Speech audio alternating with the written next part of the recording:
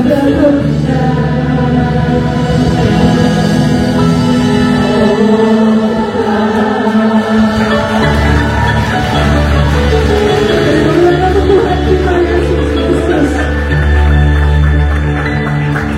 bersatu dengan berdoa. Benar Tuhan, Engkau adalah Allah yang baik. Engkau adalah Allah yang sangat baik. 2 hari kami boleh merasakan sukacita Tuhan. Kami boleh saling mengenal satu dengan yang lainnya. Kami boleh saling memberkati Tuhan. Tuhan Yesus, kami telah memulai ibadah kami pada malam hari ini. Hadirlah Engkau Tuhan memberkati ibadah ini, sehingga kemuliaan Tuhan hadir di tengah-tengah kami. Tuhan Yesus, inilah doa dan harapan kami. Di dalam nama Yesus kami berdoa. Amin. Teman-teman, saat ini kita dibagi 20 kelompok, benar ya? Kita semua pasti mau jadi pemenang, benar? Kita semua pasti mau jadi pemenang. Tapi percayalah teman-teman, saat Tuhan Yesus ada di pihak kita, kita lebih dari sekedar pemenang di hadapannya. Kita mau angkat pujian kita lebih dari pemenang. Teman-teman, saya baru bangkit berdiri.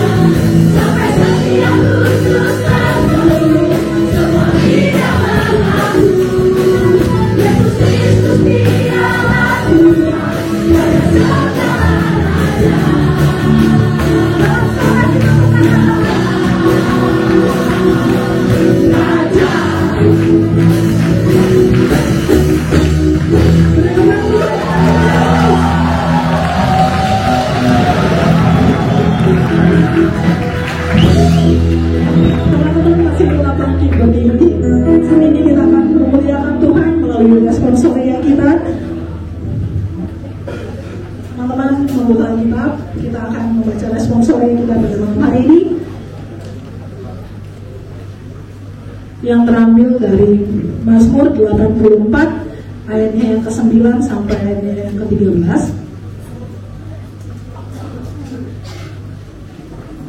Saya akan membaca ayat yang ke-9, teman-teman ayat yang ke-10, begitu seterusnya, dan di ayat yang ke-13 kita akan membacanya secara bersama-sama. Bagi teman-teman yang sudah menemukan, katakan amin. Mazmur 84 ayat yang ke-9. Ya Tuhan Allah semesta alam, dengarkanlah doaku, pasanglah telinga, ya Allah ya Tuhan.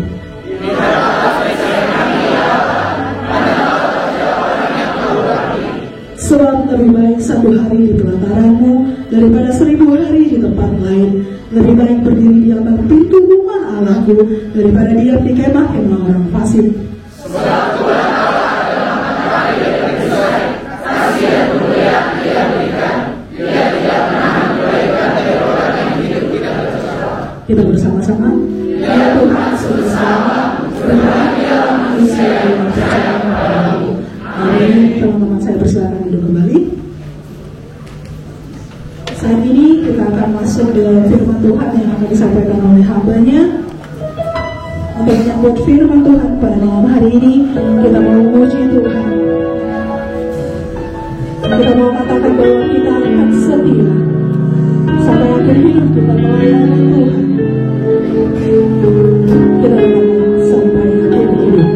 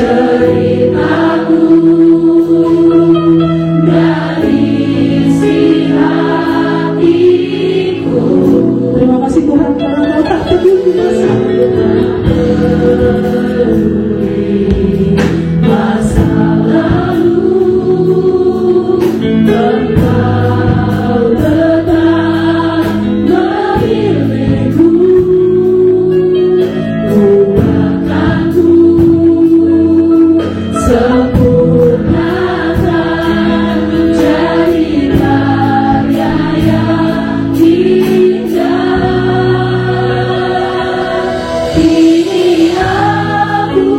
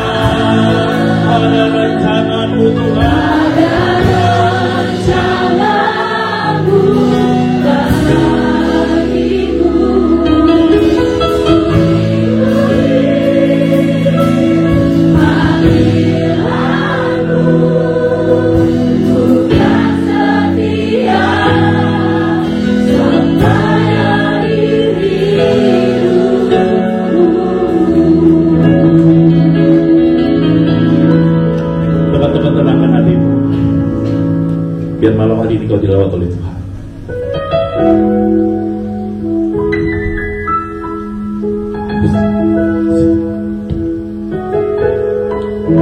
Tuhan melihat setiap dirimu, setiap engkau yang berdiri di atas, yang mau datang kepada Tuhan.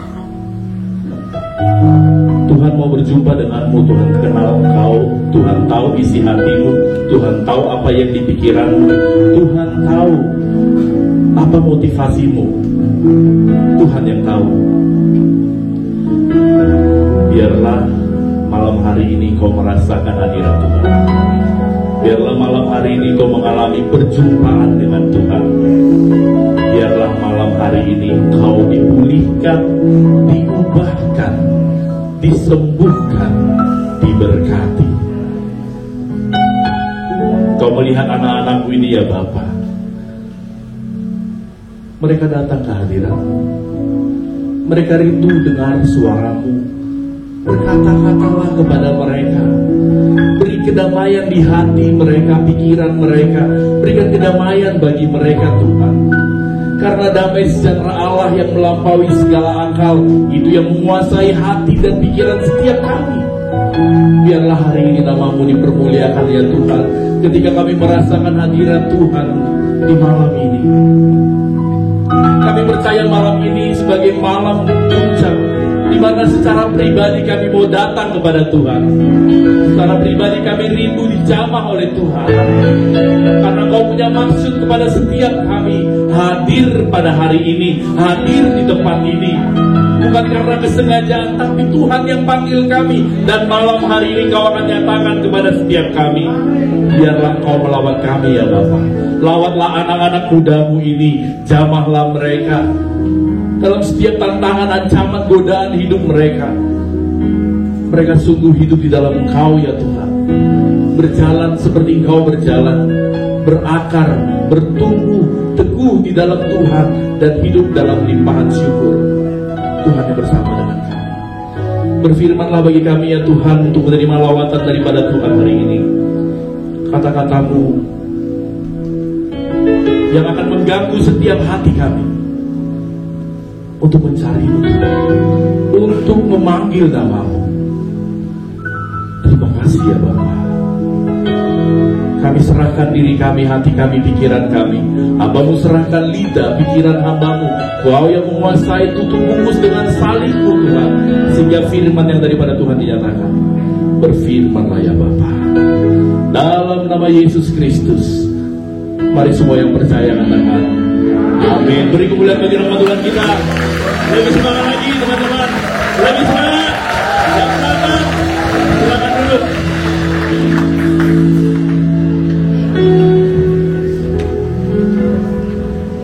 Ya shalom teman-teman. Shalom. Teman-teman, tugas saya dari tadi pagi saya sudah bergumul sekali karena hari ini saya pengen sama teman-teman berada di hadirat Tuhan. Saya gak akan banyak bicara lagi teman-teman dengan tema ini. Kemarin Kak Rahel sudah bahas oke. Bang Herold tadi pagi oke. Jadi tugas saya sekarang adalah mengkonfirmasi kalian hadir di hadirat Tuhan. Amin ya. Bilang kiri kananmu, siap gak? Siap? Siap? Selamat pagi. Pagi. Oke. Ya, teman-teman, kita sudah bahas Kolose pasalnya yang kedua, ayat berapa? 6 sampai 7. Kita sudah baca berulang-ulang. Kita sudah peragakan gerakannya. Saya percaya teman-teman sudah hafal. Yang belum hafal, bertobatlah, karena gerakannya berulang-ulang. Itu tadi kemarin pagi ya, lewat siang ya, lewat Kak Rahel sudah sampaikan. Tapi kita mau baca sekali lagi, karena ini menjadi pesan yang mau kita bawa pulang. Karena ini temanya, ini take home-nya, ya. Ini yang akan kita bawa pulang bersama sebagai sebuah revival, kebangkitan kita, kegerakan anak-anak muda, khususnya P3B di wilayah 2 ini. Amin ya. Amin. Ayo semangat, tepuk tangan sekali lagi dong. Haleluya. Teman-teman, saya baca sekali lagi untuk kita. Kenapa saya nggak ajak membaca?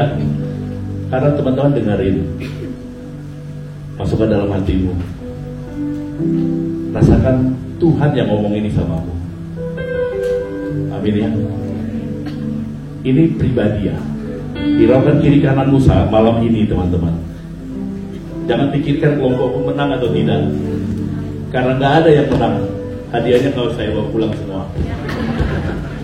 Jadi ini urusanmu pribadi sama Tuhan malam hari ini ya. Lupakan bestimu dulu, lupakan dulu teman-teman yang relate samamu. Tuhan mau ngomong samamu melalui Rasul Paulus kepada jemaat di Kolose. Tuhan berkata, kamu telah menerima Kristus Yesus Tuhan kita. Karena itu hendaklah hidupmu tetap di dalam Dia. Hendaklah kamu berakar di dalam Dia dan dibangun di atas Dia. Hendaklah kamu bertambah teguh dalam iman yang telah diajarkan kepadamu. Dan hendaklah hatimu melimpah dengan syukur. Saudara yang terkasih, apa yang dialami jemaat Kolose ketika Rasul Paulus menuliskan surat ini? Mereka terancam dalam hal-hal yang nampaknya sederhana karena ada di sekitar mereka, tapi begitu menggerogoti persekutuan orang percaya yang ada di Kolose. Di ayat 4, ayat 8, Paulus tunjukkan ancaman apa yang sedang dialami oleh jemaat ini. Dengan kata-kata indah, itu ancaman. Filsafat kosong palsu di ayat 8, itu ancaman yang dialami oleh jemaat ini. Dan ancaman ini bukan berasal dari luar persekutuan mereka. Ancaman jemaat Kolose yang terberat bukan karena ancaman dari bukan orang Kristen, pemerintah yang tidak setuju dengan komunitas ini, tapi dari orang Kristen itu sendiri. Kata-kata indah yang dikatakan Rasul Paulus di ayat ini menggambarkan firman Tuhan. Kata-kata indah yang disampaikan itu firman Tuhan. Ketika Paulus mengatakan kata-kata indah itu firman Tuhan, itu berita Injil. Apa masalahnya berita Injil itu? Ancamannya apa? Kan bagus ya. Pengkhotbah di gereja ini, di jemaat ini mengkhotbahkan berita Injil, firman Tuhan, tapi itu ancaman. Dan itu berasal dari dalam mereka. Para pengkhotbah di jemaat Kolose ini berkhotbah dengan hal-hal yang nampaknya benar. Dan memang benar karena mereka khotbahkan Injil, tapi efek pengajarannya yang negatif. Para pengkhotbah mengajarkan moralitas Kristen, tetapi hidup mereka tidak bermoral. Mereka mengajarkan Injil Kristus, tapi hidup mereka tidak hidup seturut dengan Injil itu. Ini yang kalau kita sebut dengan hipokrit atau munafik. Senggol kiri kananmu, munafik gak lo? Ini lagi munafik gak?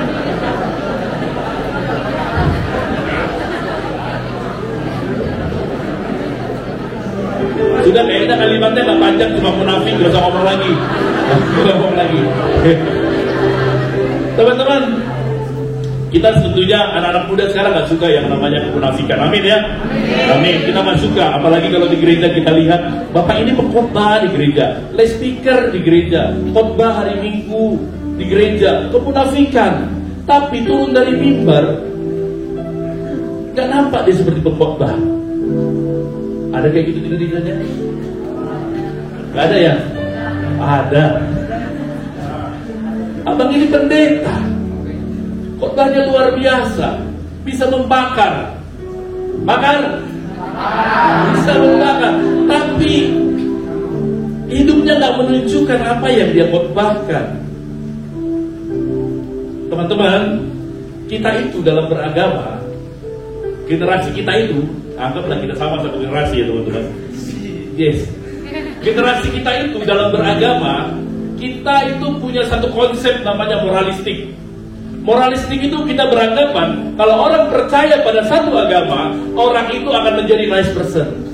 Amin ya. Orang baik. Kalau kamu orang Kristen, pasti kamu orang baik. Ya kan? Gak akan ada yang mencuri di gereja karena semua orang Kristen di dalamnya. Amin. Gak akan ada yang berantem di gereja karena orang Kristen di gereja. Tapi yang kelihatan, kalau mau berantem ke gereja lah. Kita kayaknya nggak masuk akal kita kadang beragama, karena makanya generasi sekarang banyak meninggalkan gerejanya, banyak meninggalkan agamanya karena melihat kemunafikan itu. Seharusnya kan orang yang beragama itu adalah orang yang nice person, orang yang kelihatan nampak baik gitu ya, orang yang baik. Dan akhirnya karena orang yang tidak baik ini, karenanya orang Kristen, ini menunjukkan kemunafikan, ini melemahkan iman kita. Tapi tunggu dulu teman-teman, jangan juga kita menghakimi orang seperti itu. Semuanya di sini orang Kristen, amin ya. Amin. Atau ada yang belum? Biar kita syahadatkan di sini. Sudah semua? Semuanya orang Kristen, amin. Di gereja orang Kristen, amin. Di luar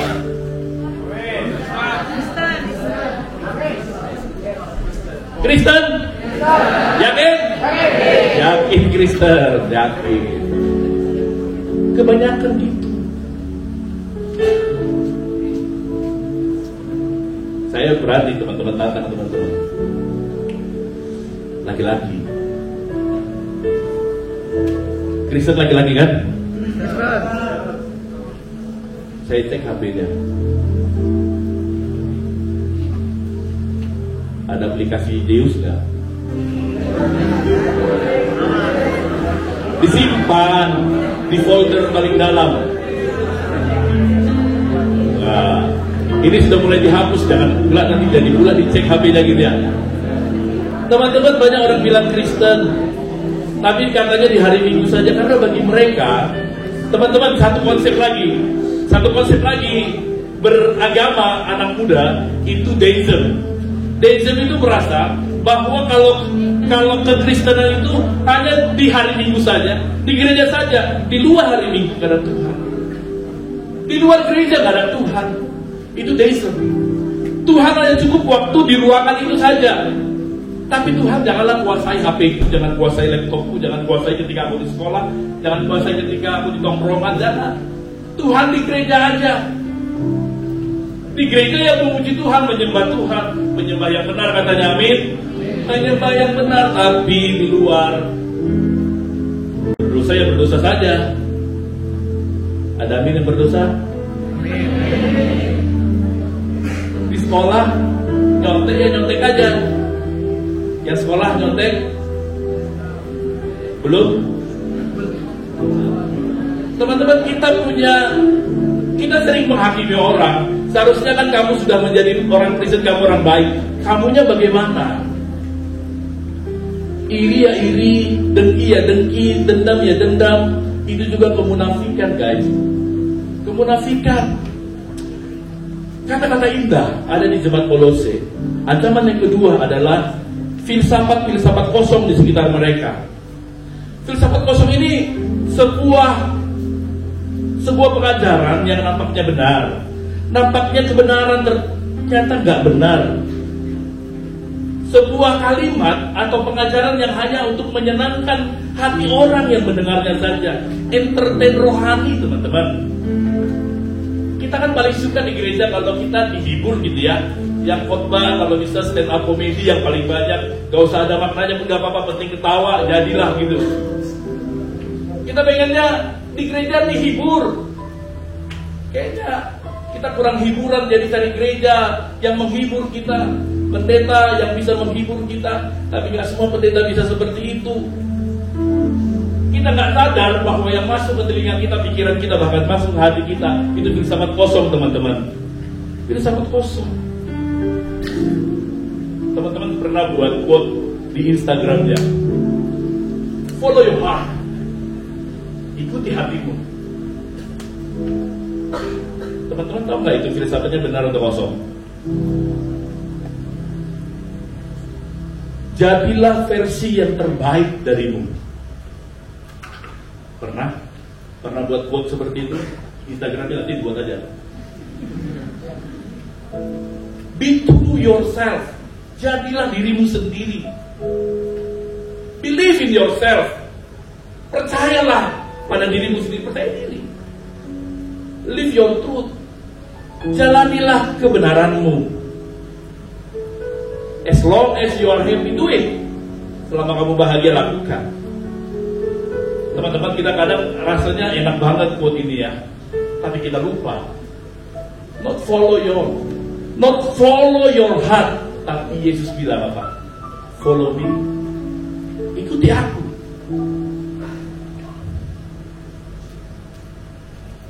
Bukan be true yourself.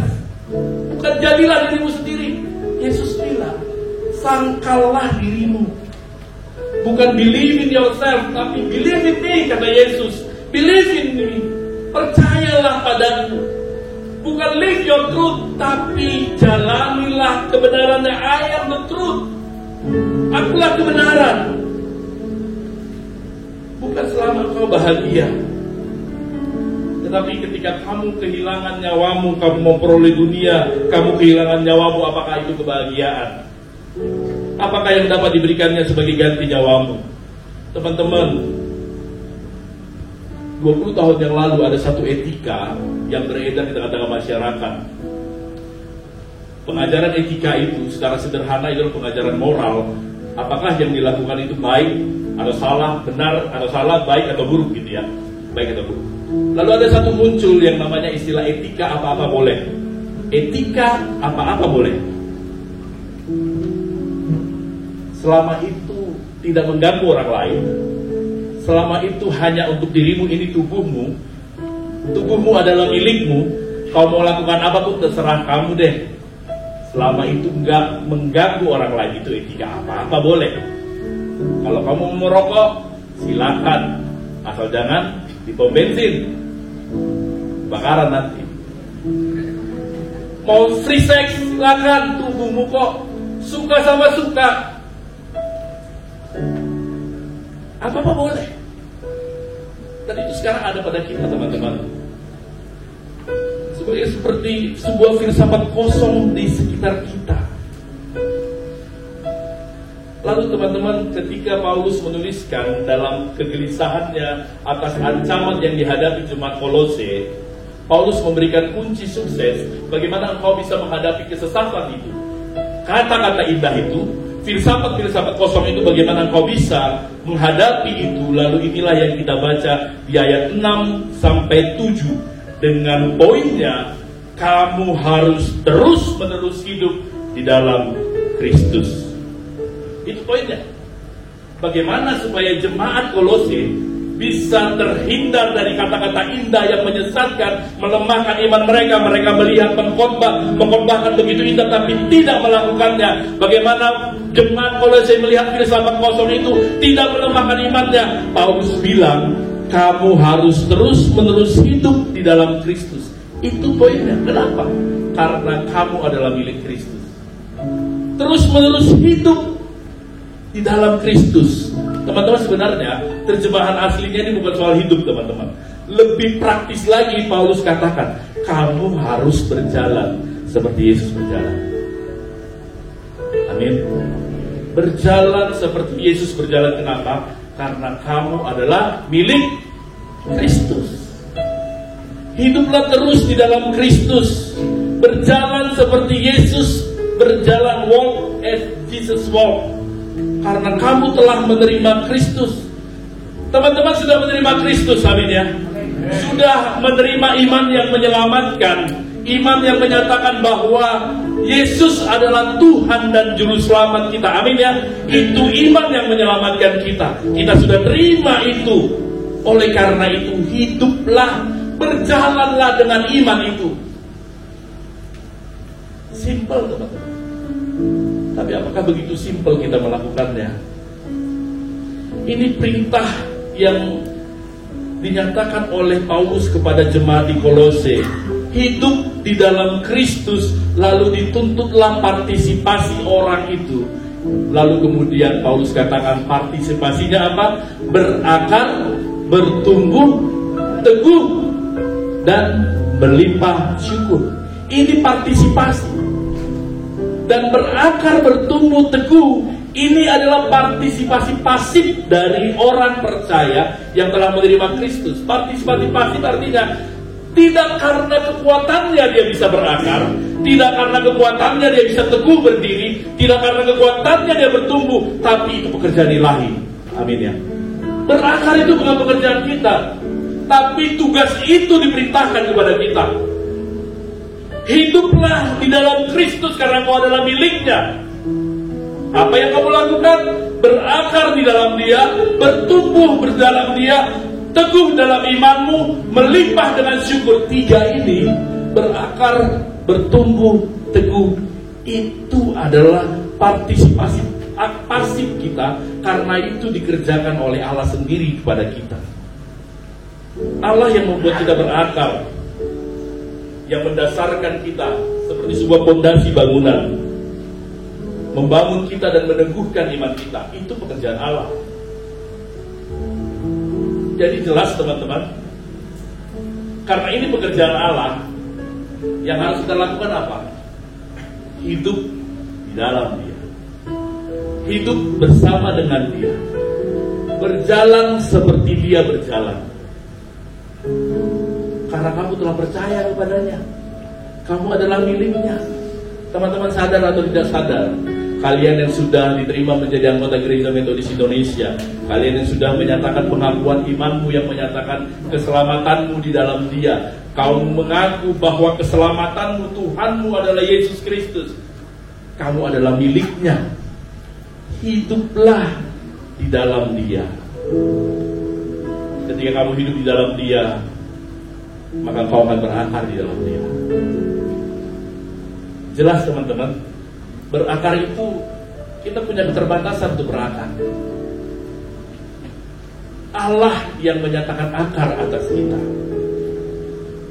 Dasar supaya engkau tidak diperdaya atau menolak ajaran sesat yang muncul, kata-kata indah yang melemahkan imanmu, kemunafikan di sekitarmu yang bisa menjatuhkan imanmu, filsafat-filsafat kosong yang kamu pikir kamu benar, padahal gak ada kebenarannya. Kamu merasa yang paling benar, padahal tidak ada benarnya. Dasar supaya tidak diperdaya oleh itu adalah kamu harus hidup di dalam Kristus, karena kau telah menerima Kristus sebagai Tuhan. Amin teman-teman.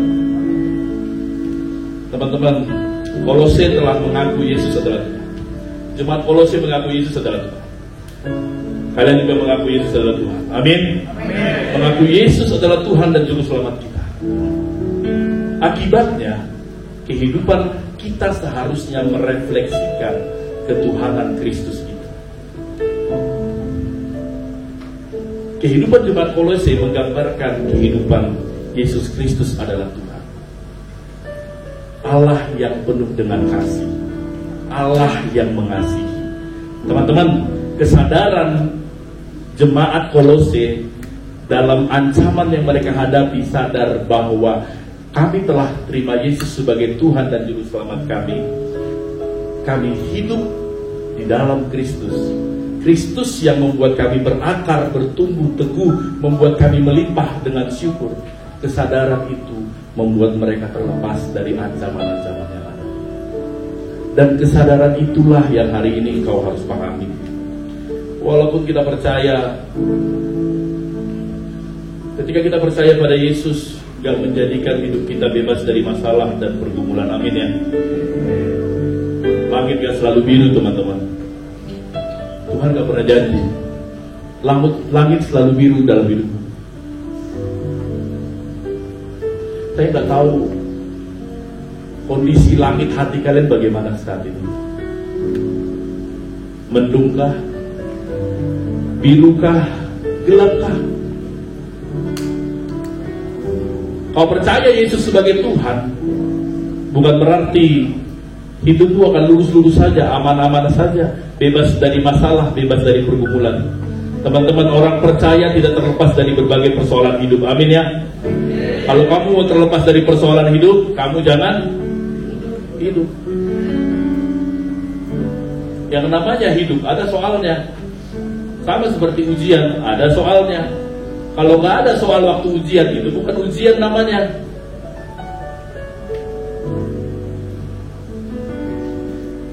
Yesus nggak pernah berjanji kepada kita bahwa kita tidak akan menghadapi masalah dan pergumulan dalam hidup kita. Janjinya apa? Aku menyertai engkau. Amin, teman-teman. Itu janji. Tantangan makin berat, teman-teman. Ketika kita membuat JPW ini, kita bergumul apa yang mau kita lakukan. Lalu setelah bergumul dengan panitia, kemudian juga ini sampai dengan pengurus wilayah gereja, dimasukkan dalam rapat kerja kita. Apa kecemasan, kegelisahan, apa keresahan, teman-teman di sekitar kita banyak. Saya sering katakan anak-anak muda ini, kita ini, generasi muda ini, generasi apapun kalian ini, kalian berhadapan dengan peperangan rohani yang luar biasa. Amin ya. Kita sudah munculkan dari hari pertama ketika kita bicara tentang narkoba. Satu, ketika kita bicara tentang narkoba, yang kami resahkan adalah seperti yang mereka sampaikan, bahwa ini bukan soal ada orang yang terindikasi narkoba di luar sana, tapi di sekitar kita. Teman-teman di sekitarmu, samping kiri kananmu, lihat mukanya, atau agak sipit sedikit, lagi sakau mungkin, atau lagi ngantuk gitu ya.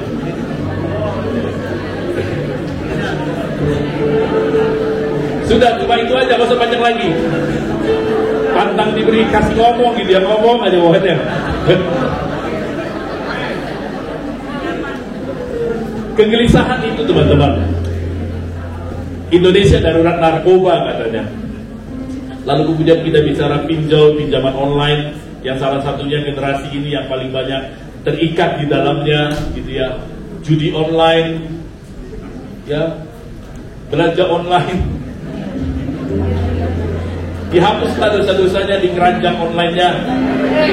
Kalau nggak mau cowoknya bayarin, kasih tahu sama saya, biar saya hapus aplikasinya. Keresahan kita itu. Lalu keresahan terlebih lagi ketika kita bicara tentang LGBTQ, ya ada kiri juga. Tapi mereka dapatkan istilah baru yang mungkin bagi saya sendiri baru saya tahu sebagai teman-teman. Ketertarikan terhadap sesama jenis, itu KSJ ya. Ya. Ini menjadi kekhawatiran juga, teman-teman. Ada di sekitar kita, ada di antara kita. Mungkin dia pengurus P3 ini. Ya, Delva. Ini keresahan. Jadi ada beberapa isu, teman-teman. Dan yang isu narkoba, judi online, pinjaman online, lalu LGBTQ, ketertarikan sesama jenis, baru kita bicara soal melayani Tuhan. Ini keresahan kita, ini ada sekitar kita, dan semakin luar biasa lagi kompleksnya, teman-teman. Kita berhadapan dengan kompleks yang luar biasa masalah ini. Teman kalian, teman kerja kalian, teman kantor sebangku di sekolah kalian, di kuliah kalian, mungkin orang seperti itu. Siapa tahu, teman-teman, mungkin dia pura-pura dekat samamu karena ada maksud, sudah tertarik samamu. Ganteng juga kawanku ini, belah tengah rambutnya. tertarik samamu. Teman-teman yang di sekitar kita dan semakin merisaukan. Karena langit gak selalu biru, teman-teman. Masalah dan pergumulan hidup menjadi bagian yang tak terpisahkan dalam perjalananmu mengikuti Yesus. Engkau yang percaya sama Yesus sebagai Tuhan dan Juru Selamat, masalah dan pergumulan hidup menjadi bagian dalam hidupmu. Masalah dan pergumulan hidup itu diperlukan bagimu untuk menjadikan hidupmu lebih bermakna dan berarti. Amin ya. Karena melalui penderitaan, pengalaman akan kuasa Yesus menjadi lebih nyata.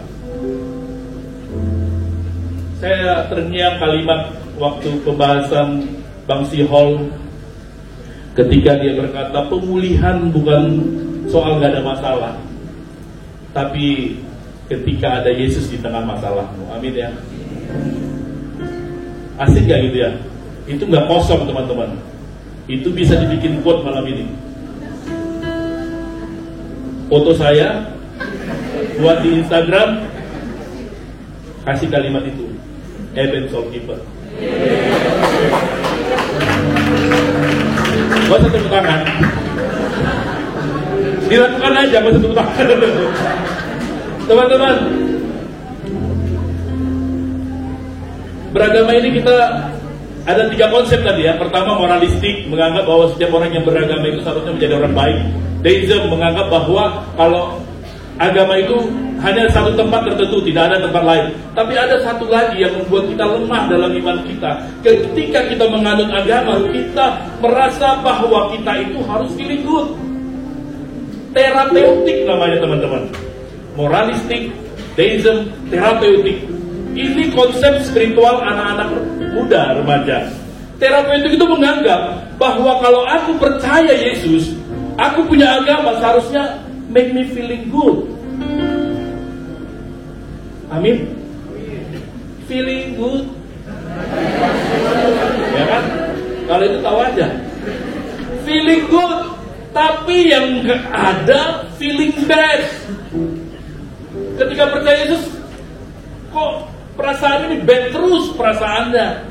Yang ada tekanan, yang ada pergumulan. Saya sering katakan, teman-teman, karena saya menganggap ini puncak youth revival yang kita lakukan di distrik. Saya sudah katakan, teman-teman, kita itu sering disorientasi dilema. Kita sering merasa iman kita itu disorientasi, merasa bahwa kebaikan Tuhan itu berdasarkan hal-hal yang baik datang sama kita. Amin ya. Kalau hal yang baik, berkat, kepintaran, naik kelas, keuntungan, sehat, itu datangnya dari Tuhan. Tapi ketika yang datang yang buruk, ketika yang datang itu sakit, celaka, ketika yang datang itu putus cinta, ketika kita yang dapat itu ditinggalkan orang yang kita kasih, Tuhan kau di mana? Imanmu itu seakan-akan kalau kamu merasa baik, Tuhan itu baik. Itu disorientasi dilema, teman-teman, dalam beriman. Kita menganggap hal-hal yang tidak baik itu bukan berasal dari Tuhan. Merasa bahwa kebaikan Tuhan itu hanya kalau juara, menang, untung, selesai skripsinya. Yang belum selesai, katakan amin. Amin. Yang masih bergumul sama proposalnya, katakan amin. Oh, sudah skripsi supaya. Teman-teman, bisa gak bayangkan kalau teman-teman beriman seperti itu? Teman-teman, kita sering menciptakan Tuhan versi kita, sehingga kita bisa berkata, jadilah versi yang terbaik bagi dirimu. Kau ciptakan Tuhanmu. Kita pandai membuat image Tuhan itu. Kita lukiskan dia, teman-teman. Tuhan yang selalu setuju dengan apa yang kamu lakukan. Amin ya. Itu Tuhanku. Tuhan yang setuju sama keputusanku, itu Tuhanku.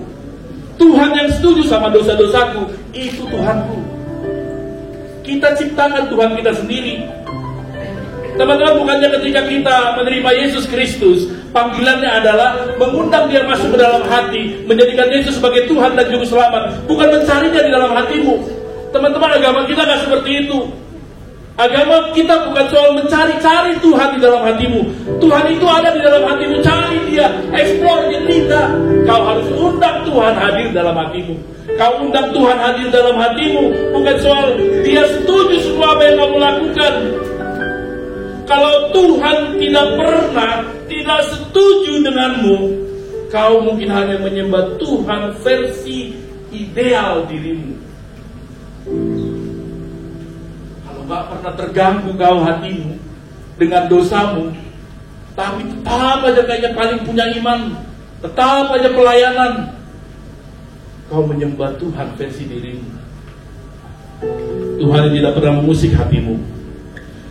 Kalau Yesus gak pernah membuat engkau tertegun dengan kemuliaannya, kalau Dia gak pernah menyebabkanmu tersungkur di hadapannya dalam penyembahan, kalau engkau tidak pernah menyadari di hadapanmu bahwa engkau sebenarnya punya hati yang hancur, jiwa yang remuk, gak pantas Tuhan, aku butuh dosa. Kalau kau datang hanya dengan biasa-biasa saja, kau sedang menciptakan Tuhan versi dirimu. Kau kehilangan satu-satunya Tuhan yang benar-benar bisa melakukan hal yang luar biasa dalam dirimu. Teman-teman, sadarilah kalau sesuatu hal yang besar belum terjadi pada dirimu, kau mungkin sedang menciptakan Tuhan bagimu. Kau biasa-biasa aja. Kau seakan-akan melakukan hal yang benar, padahal gak benar. Dan tidak ada yang mengusikmu karena kau anggap Tuhan setuju atas itu semua. Jadi teman-teman, di zaman ini yang membuat iman kita tetap teguh berdiri seperti batu karang, seperti pohon yang berakar kuat. Tuhan yang memberi akar sehingga kita tetap hidup atau berjalan bersama Yesus. Itu adalah iman yang menyelamatkan. Apapun persoalan hidupmu, apapun masalahmu, apapun situasi yang kau hadapi saat ini, kemarahanmu, kekesalanmu, kekecewaanmu, apa yang bisa membuat bertahan? Iman, teman-teman. Iman yang akan berkata kepadamu, jangan menyerah anakku. Iman yang berkata samamu, jangan takut anakku. Iman yang berkata samamu, jangan khawatir anakku. Bangkit anakku. Iman yang berkata itu. Iman yang menyelamatkan kepercayaanmu bahwa Yesus adalah Tuhan dan Juru Selamatmu. Itu yang membuatmu berakar dan bertumbuh. Iman. Punyakah kau iman seperti itu? Iman yang menolongmu menghadapi badai segede gaban sekalipun. Iman yang menyelamatkanmu. Dan jelas, iman yang seperti ini kita dapatkan dari pendengaran akan firman Tuhan. Amin. Dari firman Kristus. Firman itulah yang kita terima dan percaya, di mana Yesus Tuhan dan Juru Selamat. Firman adalah tanda bahwa Yesus menyertaimu. Firman itu tanda bahwa Allah tidak pernah meninggalkanmu. Ketika kau baca firman, ketika kau dengar khotbah, ketika kau merenungkan firman Tuhan, teman-teman dikasih oleh Tuhan, itu tanda Allah sedang ngomong samamu. Aku menyertaimu, aku mengasihimu. Malam hari ini waktunya teman-teman. Saya sangat excited sekali mau menikmati malam hari ini. Setiap youth revival yang kita adakan di distrik-distrik, ada banyak anak muda mengalami perjumpaan dengan Tuhan, memiliki iman yang teguh dalam tantangan pribadi yang dialami. Sekali lagi teman-teman, kalian yang tahu kalian hadapi apa, badai kalian apa, ancaman kalian apa, kesesatan kalian apa. Mungkin kalian sudah terlalu jauh sesatnya, sudah melakukan hubungan yang tidak baik dengan pasangan yang sejenis, sudah masuk ke dalam jurang narkoba yang dalam, tidak bisa lepas dari dosa pornografi, masturbasi, orgasme, dan itu gak ada yang sehat katanya. Saya nggak tahu bagaimana hatimu. Kau mungkin membawa kekesalan di hatimu. Ada marah sama orang tuamu, marah sama papamu, mamamu. Berangkat ke sini dalam kemarahan. Atau saya nggak tahu bagaimana kehidupan keluargamu, apakah baik-baik saja atau ada masalah, hubungan di antara kalian begitu buruknya, tidak ada baiknya, nggak pernah ngomong, nggak pernah duduk sama, rumah itu kayak hotel saja. Saya nggak tahu. Saya nggak tahu bagaimana di kerjaanmu, ada orang yang sirik samamu, ada orang yang mau menjatuhkanmu, ada orang yang benar-benar tidak menyenangimu, bos yang sulit kau hadapi. Saya nggak tahu bagaimana di kampusmu, di sekolahmu. Ada kesulitan, ada anak-anak yang membulimu, ada tugas yang begitu sulit yang belum selesai sampai sekarang. Saya nggak tahu. Kita punya badai masing-masing. Tapi hari ini Tuhan mau panggilmu. Tuhan mau melawanmu. Kita nggak tahu teman-teman. Kita nggak tahu. Kita nggak tahu. Tapi saya rindu kita dilawan Tuhan hari ini. Saya pengen maghrib lampunya dimatiin teman-teman. Minta panitia.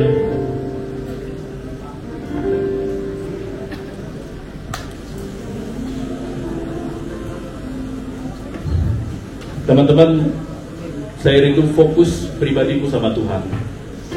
Jangan lihat kiri kananmu. Jangan lihat kiri kananmu. Ini urusanku sama Tuhan. Ini urusanku sama Tuhan. Sadarilah bahwa engkau berada dalam peperangan rohani. Kekuatanmu semua adalah penerimaanmu akan Yesus sebagai Tuhan dan Juru Selamat. Itu kekuatanmu. Dan itu engkau sudah punyai. Kita semua percaya bahwa Yesus adalah Tuhan dan Juru Selamat. Itu kekuatan kita.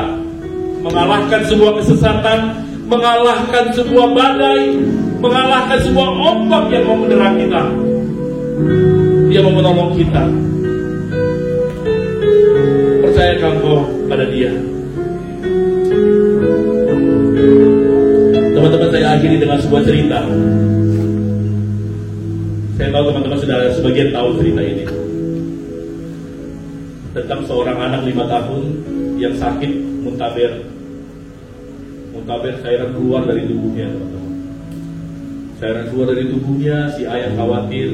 Ayahnya khawatir, lalu ayahnya bawa ke rumah sakit. Di rumah sakit, diperiksa dokter. Anaknya dalam ketakutan, karena dia takut dokter. Dia takut orang macam apa ini? Siapa ini? Kok enak-enaknya seperti ini? Dia selalu pegang tangan papanya, takut ada apa-apa sama dia, teman-teman. Tiba dokter ngomong sama papanya, "Bapak, anak bapak ini sudah kondisi parah. Banyak cairan keluar dari tubuhnya. Dia harus diopnam.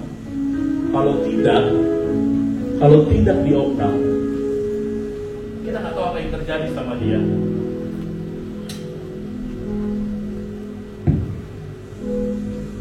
Bapaknya setuju. Ini anaknya. Dia nggak mau terjadi apa-apa sama anaknya.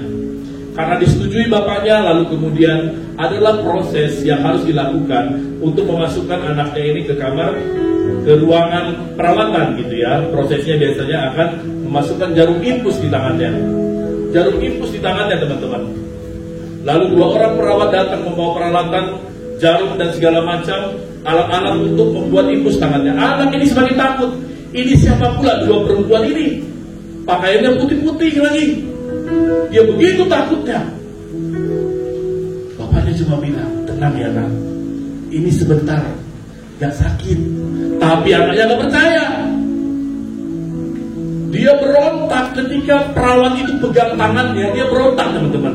Dia berontak, dia begitu takutnya. "Papa, aku mau diapain? Papa, mereka jahat, Papa, tolong aku, Pak, tolong." Anaknya begitu takut, meronta-ronta. 2 perawat itu gak bisa menangani anak ini karena begitu ketakutannya, begitu tegangnya, begitu berontaknya dia. Lalu dipanggil satpam, satpam megang kakinya, 2 perawat pegang tangannya kiri kanan. Tetap berontak, "Papa, tolong, aku mau dilukai. Mereka jahat, Papa, jahat." Teman-teman, karena bapaknya melihat perawat dan satpam gak bisa tangani, bapaknya turun tangan. Dia pegang pundak anaknya. Dia pegang pundak anak ini. Dalam keadaan dipegang seperti itu, anaknya ini memandang bapaknya. Memandang bapaknya, gak kesulitan di belakang. Dia pandang bapaknya. "Apa maksud bapakku ini. Bapaknya bisikan, jangan takut ya nak, sebentar aja, ini gak sakit. Bapaknya pegang, semakin kuat memegang. Anaknya merasa bingung, bapakku kok bersekongkol sama perawat dan satpam-satpam ini. Kenapa bapakku jahat? Karena dia sibuk memikirkan kejahatan bapaknya, dengan gampanglah akhirnya infus itu masuk ke tangan anak itu. Teman-teman, anak itu gak merasakan sakit.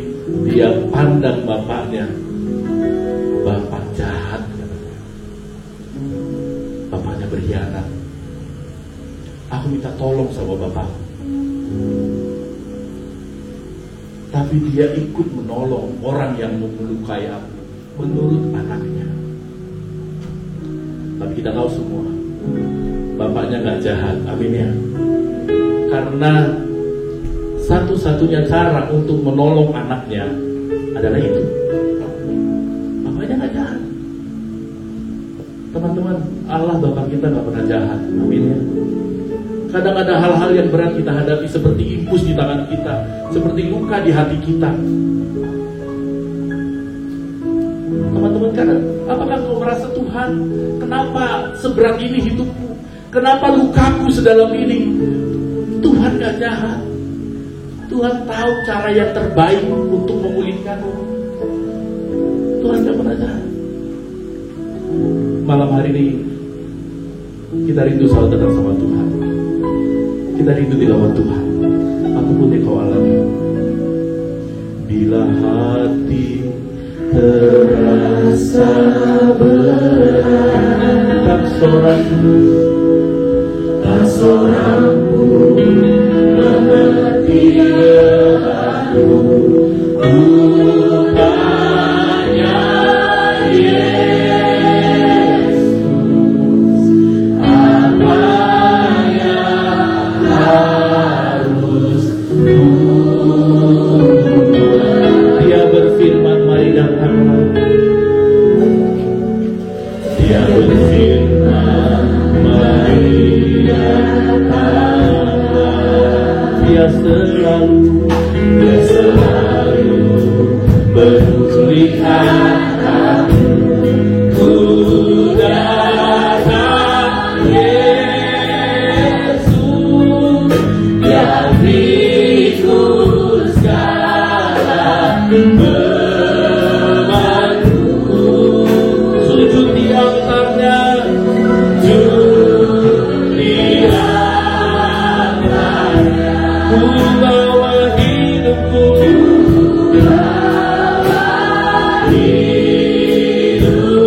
ku terima anugerahnya.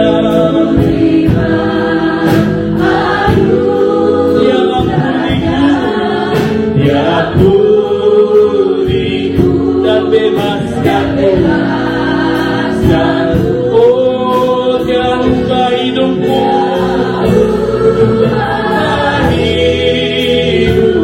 Baharui hatiku.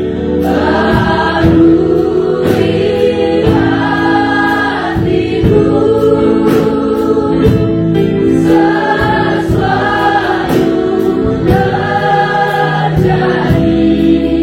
saat datang di antaranya. Tuhan, teman-teman tahu sesuatu terjadi saat kau datang di altar. Amin. Sesuatu terjadi. Apa pergumulan? Apa persoalan? Apa dosamu? Tuhan panggil kau hari ini. Sesuatu terjadi. Malam hari ini altar Tuhan memanggilmu. Dia mengatakan, bila hati terasa berat, tak seorang pun mengerti aku. Hanya Yesus, apa yang harus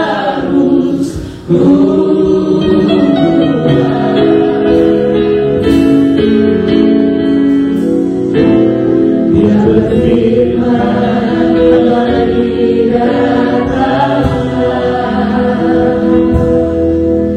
Dia selalu pedulikan aku.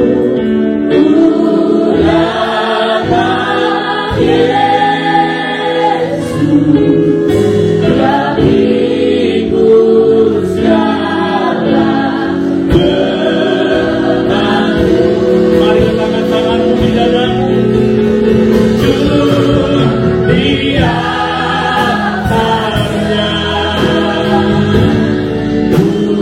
bawa hidupku, terima anugerahnya.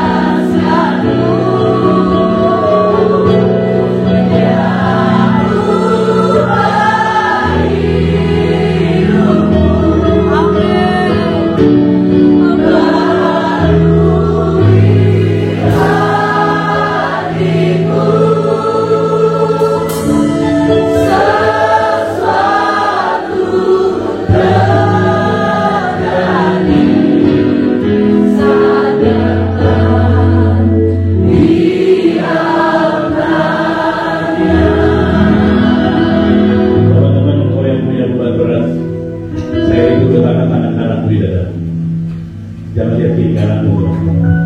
Jangan lihat kiri kananmu. Ini urusanmu sama Tuhan. Temanmu gak tahu. Teman kiri kananmu gak tahu. Ini urusanmu sama Tuhan. Tuhan tahu.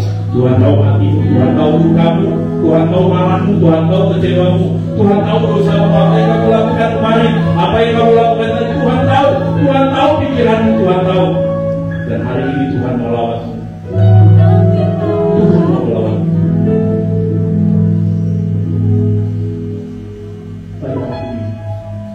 Aku itu baik kepada Tuhan. Aku itu sanggup di dalam Tuhan. Mungkin bebanmu berat. Begitu berat. Gak sanggup Tuhan. Begitu berat. Begitu berat lepas dari ini Tuhan. Aku gak sanggup Tuhan.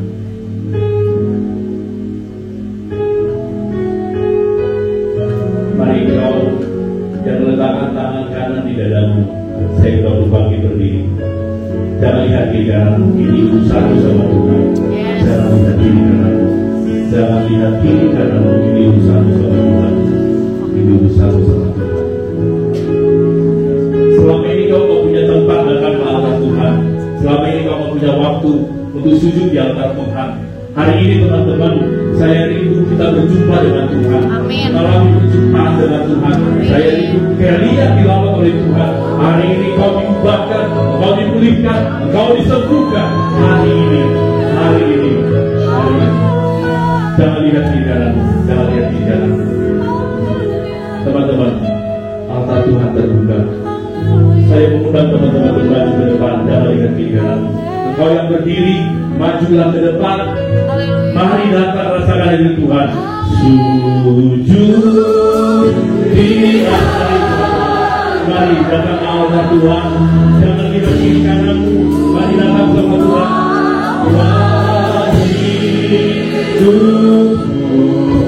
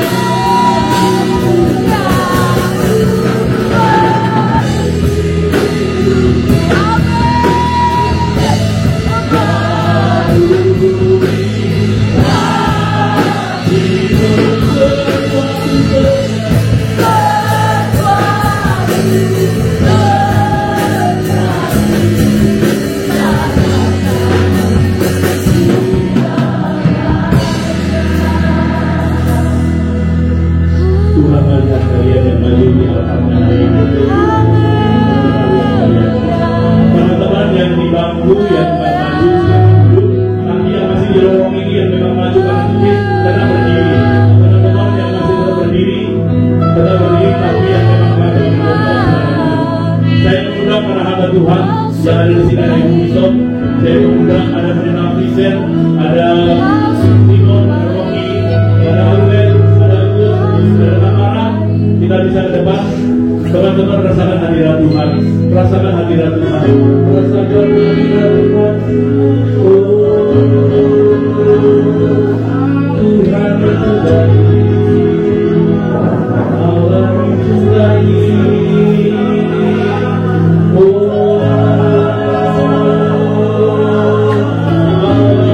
baik, Allah itu baik.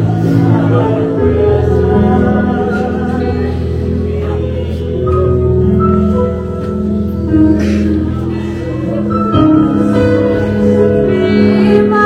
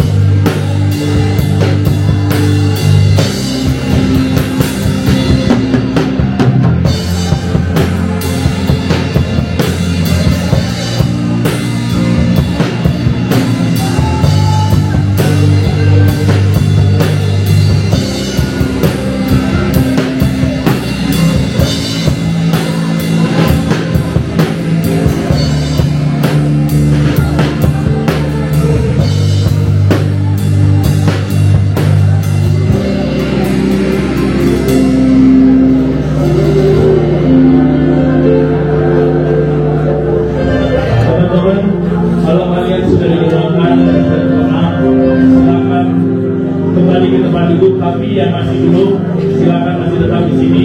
Jangan apa, kalau kalian sudah tenang hatinya, ini pengalaman pribadi kalian berjumpa dengan Yesus. Silakan kembali ke depan. Yang di belakang kalau mungkin dulu nanti gantian harus ke depan.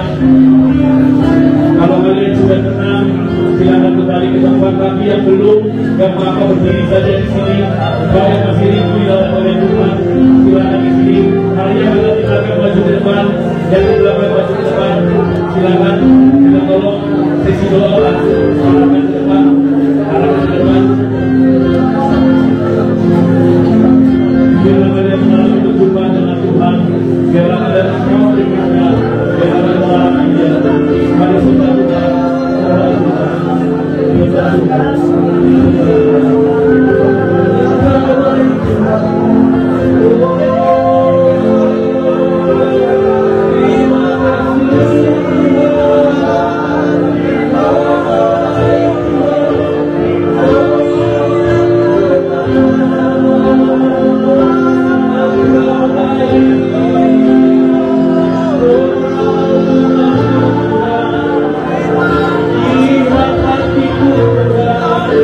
God.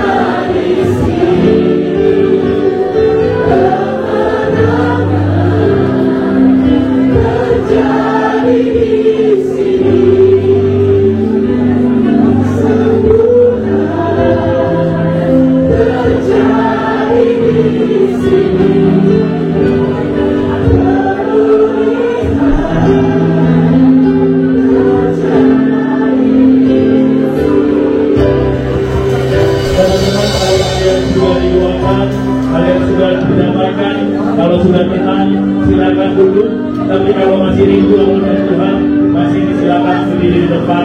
Teman-teman yang rindu akan Tuhan lebih, silakan maju ke depan. Hari ini Tuhan menawarkan Tuhan tidak mau. Hari ini waktunya Tuhan jamaah hatimu.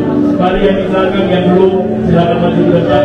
Tapi kalau sudah, boleh kembali ke tempatnya. Mari yang berdiri di belakang boleh maju gantian kita merayakan bersama hadirat Tuhan.